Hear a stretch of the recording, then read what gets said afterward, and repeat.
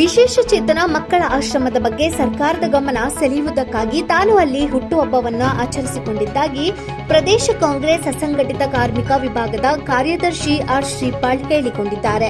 ಶ್ರೀರಾಂಪುರ ನಿರ್ಮಲ ಶಾಲೆ ಪಕ್ಕದಲ್ಲಿನ ಶ್ರೀ ನವಚೇತನ ಬಸವೇಶ್ವರ ಟ್ರಸ್ಟ್ ವಿಶೇಷ ಚೇತನರ ಆಶ್ರಮವು ಮೂಲಭೂತ ಸೌಕರ್ಯಗಳಿಂದ ವಂಚಿತಗೊಂಡಿದೆ. ಸಚಿವರಾಗಲಿ ಶಾಸಕರಾಗಲಿ ಹಾಗೂ ಈ ಆಶ್ರಮಕ್ಕೆ ಬಂದಂತಹ ಗಣ್ಯಾತಿ ಗಣ್ಯರು ಗಮನ ಕೊಡದಿರುವುದು ವಿಷಾದನೀಯ ಎಂದು ಅವರು ಸುದ್ದಿಗೋಷ್ಠಿಯಲ್ಲಿ ಆರೋಪಿಸಿದರು.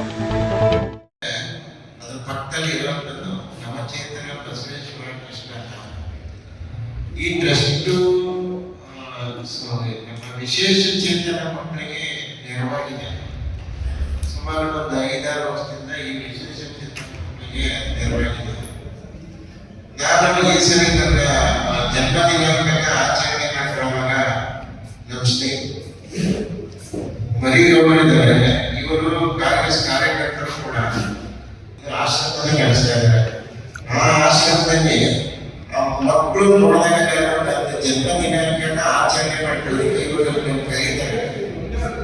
ಸೊ ನಿನ್ನೆ ಕರೆದಾಗ ನಾನು ಹೋಗಿ ನೋಡಿದಾಗ ನನಗೆ ಮನಸ್ಸಿಗೆ ಬಹಳ ನೋವಾಯಿತು. ಯಾಕೆಂತಂದ್ರೆ ಆ ವಿಶೇಷ ಚೇತನ ಮಕ್ಕಳು ಪಾಪ ಎದ್ದೇಳೋದು ಕಷ್ಟ, ಅವರು ಅರಿವೇ ಇಲ್ಲ. ಅಷ್ಟು ಆಕರ್ಷಿಲ್ಲ ಸೇರಿಸಿ ಕರ್ಕೊಂಡು ಬರಬೇಕು ಚಪ್ಪದಲ್ಲಿ ಒಂದು ಗ್ರಾಮಾಂತರ ಸಂಸ್ಥೆ ಓಪನ್ ಮಾಡೋದು.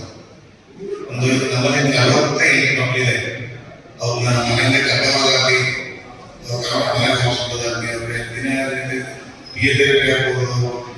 ಮನೆಗೆ ಅಂದ್ರೆ ದಿನ ಆಗ್ಬೋದು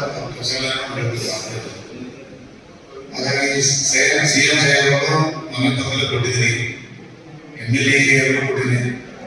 ಎಲ್ಲರೂ ಮನೆಗೆ ಭೇಟಿ ಮಾಡಿದ್ರು.